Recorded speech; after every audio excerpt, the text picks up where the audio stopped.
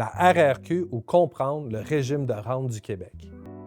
Déjà, souvent, pour des gens moins âgés, qui sont moins près de la retraite, c'est souvent juste un prélèvement sur votre talon de paie, mais il faut comprendre qu'est-ce que ça donne ça au bout du compte. La RRQ, déjà, c'est 3 choses. Donc, c'est principalement une rente de retraite, évidemment, vie âgée qui est à vie, une rente aussi en cas d'invalidité. Évidemment, c'est une invalidité totale, là.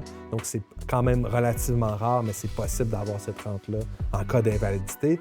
Et aussi une rente du conjoint survivant. Donc, ceux qui ont des conjoints admissibles, ils peuvent avoir cette rente-là en cas de décès. Déjà, cette rente-là, c'est possible de la reporter. On parle de 0,7 % de bonification par mois, 8,4 % par année.